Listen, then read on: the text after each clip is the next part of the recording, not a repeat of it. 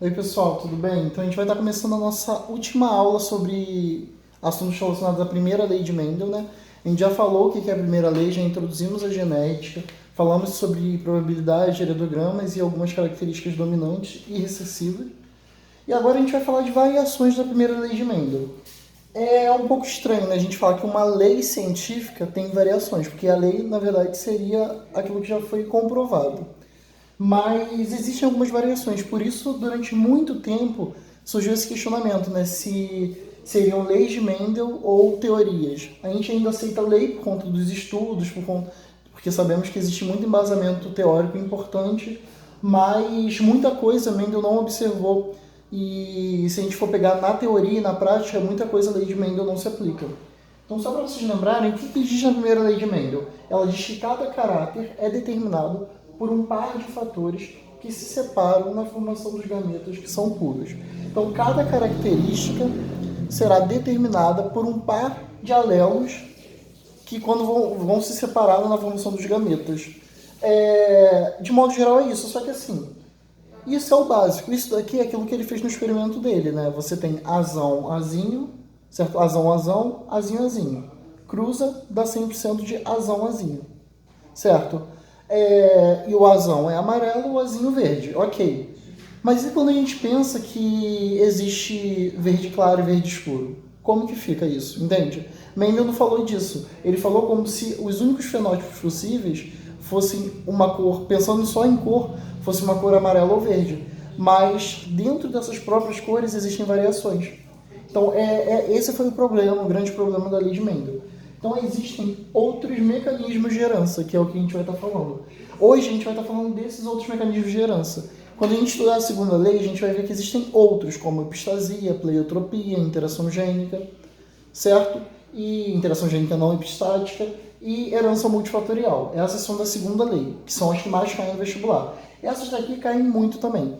Essa aula é super tranquila, provavelmente a aula mais fácil de genética, não tem muita coisa para falar, mas é rápida também, não tem muito conteúdo, mas ela cai muito no vestibular, de verdade. Não tanto quanto os outros mecanismos de herança da segunda lei, eles caem muito, muito mesmo.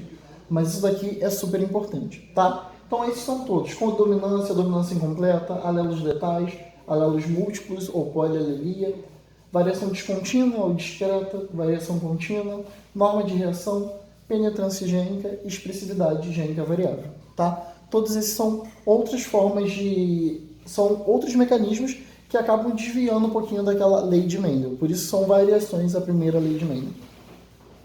E por isso também que Mendel cria uma segunda lei, né, que vocês verão depois. Então a primeira é a codominância. O que é a codominância? A codominância está relacionada quando você tem você tem um indivíduo dominante e outro indivíduo dominante. Quando eles cruzam, qual é a tendência? Você ter dominante com dominante, certo? Então vamos pensar na cor da pelagem da raça Shorton, que seria uma raça bovina. Existem bois, né? Bois, vacas, de modo geral, dessa raça que são brancos e bois que chamam de vermelho, mas é como se fosse marrom mesmo, certo? Quando cruza um vermelho com um marrom, um branco com um marrom ou branco com vermelho, sempre dá malhado. Por que dá malhado? Por quê? Porque o branco ele tem esse genótipo Bzão, Bzão. E o vermelho ou marrom tem esse genótipo Vzão, Vzão. Quando cruza Bzão, Bzão com Vzão, Vzão, dá Bzão, Vzão. E é um malhado. Olha como que isso é diferente do que Mendel falou. O que eu estou dizendo aqui? Por que é uma codominância? Porque eu tenho dois alelos dominantes que quando estão presentes num único indivíduo, né, quando eles se juntam, se encontram, os dois vão se expressar. Então eu tenho dois dominantes que os dois se expressam. Por isso malhado, porque ela vai ter branco e marrom ou vermelho ali. Então se você cruza vermelho com branco, você tem um malhado. Isso é codominância, onde você tem dois dominantes que vão estar se expressando. Tá bem? Outra variação é a dominância incompleta. A dominância incompleta é bem parecida com a dominância, o pessoal confunde, mas tem a diferença. Qual a diferença? Você tem dois alelos dominantes que quando se encontram, nenhum dos dois se expressa totalmente. Um acaba inibindo um pouco a ação do outro, e aí eles se expressam de uma forma menos intensa, digamos assim. Como assim? Um exemplo é a cor na folha da planta, a cor da flor da planta boca de leão. Existem flores brancas e vermelhas, de modo geral. Quando essa branca cruza, né, ou fecunda essa vermelha, por exemplo, sempre dá rosa. Então, sempre quando cruza essa branca com essa vermelha, dá rosa. Porque essa branca ela tem genótipo besão e a vermelha vesão. Quando você cruza, olha o que acontece. Você pega vesão e dá rosa. Por quê? O branco tenta diminuir um pouco a expressão do vermelho e o branco tenta se expressar um pouco e o vermelho tenta se expressar um pouco. No final, é como se um diluísse um pouco o outro ali e formasse a cor rosa. Tá bem? E aí você vê, ó, o branco e o vermelho cruzaram e geraram um rosa. Um outro exemplo de dominância incompleta que cai bastante no vestibular também é a cor da plumagem das galinhas da raça andaluza, né? Nesse caso, você tem, olha só, tem o branco e tem o de plumagem preta. Quando você vê esse branco, como se esse branco fosse besão e esse preto pesão. Quando eles cruzam, eles vão gerar 100% de cinza azulado, né?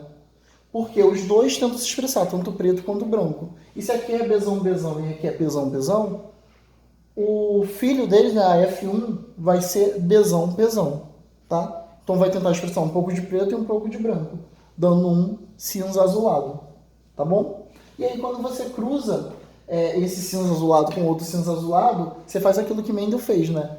Olha só, dá 1 para 2 para 1, né? Você tem um preto, que é o que tiver pesão, uma branca, que é o besão, e como você vai ter duas besão, você tem duas com plumagem cinza azulada, que são as heterozigotas. Tá bom? Um outro exemplo de variação são os alelos letais. O que é o alelo letal? Basicamente o que vai dizer que aquele alelo ele não vai conseguir se expressar. Então, indivíduos que têm alelos letais, eles morrem, porque esse alelo não permite expressar o fenótipo. Como assim? Esse alelo letal ele pode ser tanto dominante quanto recessivo. O exemplo que eu vou dar é dominante. Não sei se eu botei exemplo recessivo, acho que eu não botei, porque o mais comum é esse, que é a condroplasia, o caso de nanismo, né? Pessoas anãs mesmo, tá? Então você tem nós temos o genótipo Dzão e Dzinho. Os alelos, desculpa, Dzão e Dzinho. No genótipo Dzinho são as pessoas normais, então todos nós somos Dzinho. Nós somos homozigotos recessivos, porque nós não somos nem anã nem anão, certo? Os indivíduos heterozigotos, que são Dzinho, são acondroplásicos, ou seja, anão, certo? Então, se você pega Dzinho e você pega Dzão, o Dzão que está sendo responsável pelo nanismo, certo? Só que uma coisa, não existe no mundo indivíduo Dzão. Não existe no mundo. Por quê? Porque o indivíduo que é Dzão, se o genótipo for esse, ele não consegue sobreviver. O embrião não consegue se desenvolver. Ele morre. Entenderam? Então, essa é a questão. A gente descobre que esse Dzão ele é letal, o Dzão ele é letal em homozigose por isso. Porque não existe ser humano que seja Dzão. Então daí está a questão, né? Por isso que quando um casal, um anão, casa com uma anã, eles podem gerar um filho, normal, né? Fenoticamente normal, porque seria Dzinho com Dzinho. Esses são indivíduos anões, certo? Se ele cruzar aqui com ele, der Dzinho, vai ser normal.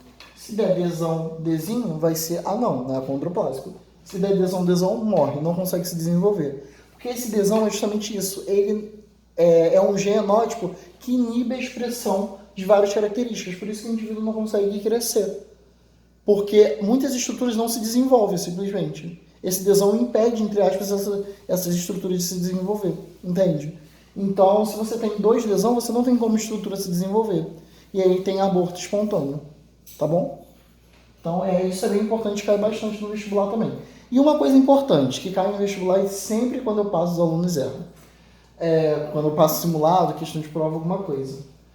Se você ver aqui, não vai ser... você não tem que considerar Dzão, né? Na razão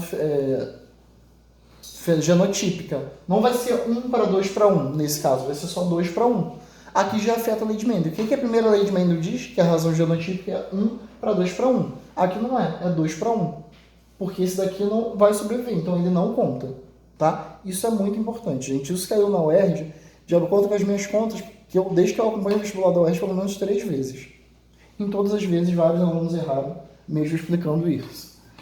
Aqui já é um outro exemplo. Tá? Aqui é um exemplo da cor de pelagem de camundongos.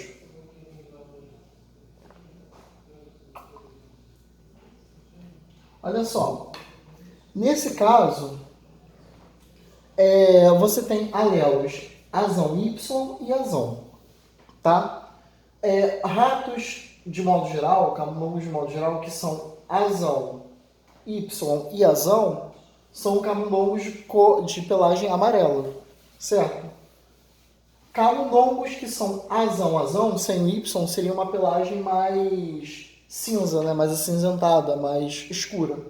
Agora, quando tem azão Y, eles morrem. Não existe, ele não consegue se desenvolver. O embrião não se desenvolve e tem aborto espontâneo também. Mesma coisa, porque esse azão Y em homozigose é letal. Nesse caso seria um recessivo, tá? O exemplo da condroplasia dominante, nesse caso, é recessivo. E aí um outro exemplo, uma outra variação, são os alelos múltiplos, ou a polialelia. Nesse caso é importante, o que são os alelos múltiplos? São diferentes alelos, diferentes fatores, certo? Para gerar uma característica. Então, assim, quando você vê, pensando no exemplo de coelhos, você tem diferentes fatores ali para gerar o mesmo tipo de coelho. Então, você tem 4 possíveis genótipos. Czão, Czinho, CH, Czinho, H e Czinho, tá? Então, são esses 4 genótipos que possibilidades de alelos que você tem. Quando você tem Czão, você tem um coelho selvagem. Se você tem Czão, Czinho, CH, também é selvagem. Se você tem Czão, Czinho, H, também é selvagem. E Czão, Czinho também é selvagem. Tá? Se você tem Czinho, CH, você vai ter chinchila. Se você tem Czinho, CH, Czinho, H, você também tem chinchila. E se você tem Czinho, CH, Czinho, você também tem chinchila. Se você tem Czinho, H, você tem Himalaia. Se você tem Czinho, HC, Himalaia. E se você tem Czinho, é albino. O que isso representa? Isso representa que esses diferentes fenótipos, eles são gerados por, de modo geral, um mesmo genótipo. Certo? São múltiplos alelos que podem gerar uma característica. Certo? Então aqui você tem o selvagem, aqui o chinchila, o Himalaia e o albino. Mas o que é mais importante, além dessa questão de genótipo gerando o mesmo fenótipo, que seria a cor? A diferença também é que há uma relação de dominância entre eles. Então o Czão, ele domina todos os outros. Porque se vocês perceberem, o Czão, na presença de qualquer um deles, vai dominar, vai gerar selvagem, certo? Entenderam? Então esse indivíduo selvagem, ele é o que mais aparece, tá? Então o Czão domina os outros, o Czinho CH domina o Czinho H e o Czinho. E o que representa o Czinho CH? O chinchila. Então esse chinchila, em ausência de Czão, ele que vai ser expresso, tá? Que é aquele cinza, o coelhinho cinza no mais. E o Czinho H, ele domina o Czinho, certo? Então, novamente, o Czinho H representa o Himalaia, que é esse de coloração mais clara, com as pontinhas do corpo escura, orelhas, focinhos e tudo mais. Então, em ausência de Czão ou Czinho CH, vai ser Himalaia. E quando que vai ser albino, que é aquele todo branquinho? Só quando tiver somente os recessivos Czinho. Tá? Então, há essa relação de dominância. Czão, depois Czinho CH, depois Czinho H e depois Czinho. Tá? Outra variação, variação da lei de Mendel é a variação descontínua ou discreta. Essa é super simples, eu botei ali o texto para contextualizar para vocês, mas basicamente significa o mesmo genótipo, que vai gerar o fenótipo cor, gerar cores diferentes. Posso até pegar o exemplo das ervilhas, que foi o que eu falei antes. Mendel falou que ia cruzar ervilhas amarelas com ervilhas verdes, certo? E ele cruzava isso e dava totalmente amarelo. E quando ele cruzava amarelo com amarelo, dava 3 amarelas e uma verde. Mas o que está faltando aí? Se você parar para pensar, não existe verde claro, verde escuro, sei lá, verde água, verde não sei o que, verde não sei o que lá. Então, a variação descontínua ela leva em conta isso. Ela leva que você não pode levantar um fator só amarelo e verde, porque existem diferentes cores. Se você parar para pensar, existem diferentes variações, né, dentro daquela mesma cor, dentro daquele mesmo padrão, dentro daquele mesmo fenótipo. Tá? Isso que é a variação descontínua discreta. O exemplo são a diferença de cores de frutos e da ervilha, como eu falei com vocês. E tem a variação contínua. A variação contínua é a mesma coisa que a variação descontínua, né? Essa diferença nos fenótipos, mas a diferença é que ela é mais... Os fenótipos não correspondem a coisas tão distintas. Então, seria a mesma estrutura, basicamente, mudando coisas pequenas. Então, você vê que dentro da joaninha existem muitas variações, mas uma variação que faz sentido, que ela é contínua. Então, tem essas que têm menos pontinhas, outras que têm mais pontinhas, outras que essas pontinhas vão aumentando, outras que essas pontinhas cobrem todo o corpo, outras que o corpo fica preto com um fundo mais amarelado. Então, é contínua nesse sentido, que você tem como uma direção, o menos pigmentado até o mais pigmentado, entende? Outra variação é a norma de reação. A norma de reação é absolutamente simples, de verdade. O que é a norma de reação? É pensar que diferentes genótipos podem gerar um mesmo fenótipo. Como assim? Se você pensar, pensa no feijão, que existe o feijão carioquinha, que é aquele que tem uma variegada, né, que é listrado, e tem o feijão mulatinho, que ele não é listrado, certo? O feijão carioquinho e o feijão mulatinho, eles são fenótipos muito próximos. A diferença é que um é listrado e o outro não é, certo? A questão é justamente essa, que a norma de reação é isso. Você tem um fenótipo 1, que pode gerar o feijão carioquinha, e o genótipo 2, que gera o feijão mulatinho. Mas esses genótipos estão na mesma base cromossômica, basicamente. Entende? Então é como se diferentes genótipos pudessem gerar o mesmo fenótipo, a mesma característica. Tá? Então, lembra das ervilhas que Mendel falou? Que era um genótipo, um tipo de genótipo que gerava cor das ervilhas. Então, só é A que gera cor das ervilhas. A diferença vai ser se tem azão ou se tem azinho. Certo? Aqui, nesse caso, não. No nome de reação, ele está falando dessa variação. Diferentes genótipos ali podem gerar a cor. Entenderam? Esse exemplo eu posso trazer do feijão também para a penetrância gênica. A norma de reação é um pouquinho mais abstrato de entender que os outros. Mas para a penetrância eu acho que vocês entendem. Dentro de uma espécie que está cruzando ali para poder gerar esse feijão, ela naturalmente tem esses diferentes genótipos para gerar carioquinha e mulatinho. E aí a gente entra em penetrância gênica, que é basicamente o seguinte. Dentro de uma população, o feijão carioquinha, o feijão carioca, né, ele possui uma penetrância de 95%, uma penetrância gênica de 95% na população. Então, dentro daqueles produtos, né, resultados de fecundação da planta, 95% vão ser feijão carioca. E 5% vão ser grãos com feijão mulatinhos, que não tem a variegação, não tem a listrado. Mas a gente está falando dentro de um mesmo lote. Então é como se a mulher ficasse grávida, digamos assim, né? Pensa numa analogia ridícula de ensino fundamental. A planta ficasse grávida e quando ela fosse liberar, ela liberasse feijão carioca e mulatinho ao mesmo tempo. Só que um tem penetrância gênica completa e o outro tem penetrância gênica incompleta. Um é muito mais frequente ali e o outro é menos frequente. Certo? E todos esses genótipos estavam na planta. Então, olha só, estou falando de duas variações ali. Estou falando de normas de reação, que são genótipos diferentes que estão ali, que expressam ao mesmo tempo a característica. Tá? Podendo ser... E essa característica é a penetrância. É pensar que esse genótipo ele não vai gerar 100% a mesma coisa. Entende? Então, nunca vai ser 100% carioquinha. Tanto que quando você vai pegar o feijão, pode acontecer num saco de feijão carioca ter feijão mulatinho, por conta disso, dessa penetrância, tá? E aqui é só para mostrar para vocês, né? Então, existe a penetrância do feijão carioca é 95% e o feijão mulatinho, ele é 5%, tá? Resultado de um mesmo processo de fecundação. O outro exemplo de penetrância gênica é a polidactilia, que eu falei com vocês já, né, que é na aula passada. A polidactilia é quando você gera mais número de dedos, né, tanto da mão quanto do pé.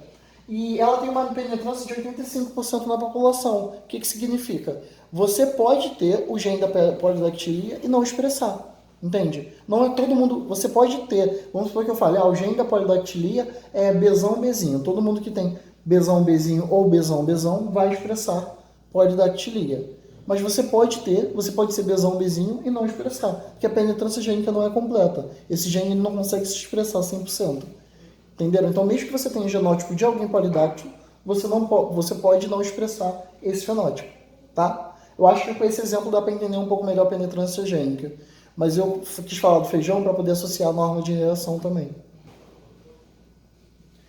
E, por fim, o último exemplo é a expressividade gênica variável.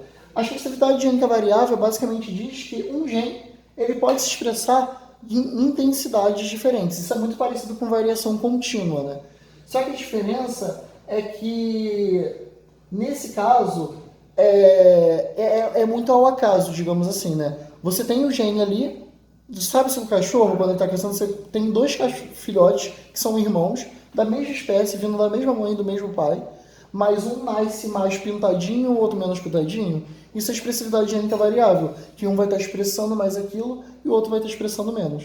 Não confundir isso com a nossa cor de pele. A nossa cor de pele não é isso. A nossa cor de pele é herança multifatorial, que é uma outra coisa muito mais complexa, tá bom? Mas a expressividade gênica variável é isso, né? É o quanto aquele gene que está ali, se ele vai se expressar mais, se ele vai se expressar menos, e que também não é penetrância gênica. Porque penetrância gênica é quando ele consegue se expressar totalmente ou não, é se ele vai ou não se expressar. Aqui está expressando, sempre está se expressando. A diferença é que uma hora expressa mais e outra menos, tá? Como eu disse, gente, essa aula é super tranquila, super pequena. Eu gosto muito dessa aula, porque dá para prestar bastante atenção em muita coisa, estudar muita coisa. Agora já finalmente fechamos o capítulo 15, tá? Porque esse assunto está bem quebrado, bem dividido. E já falamos metade do capítulo 16. Então vocês já podem fechar os exercícios do capítulo 15 e adiantar tudo que dá no capítulo 16, tá bom?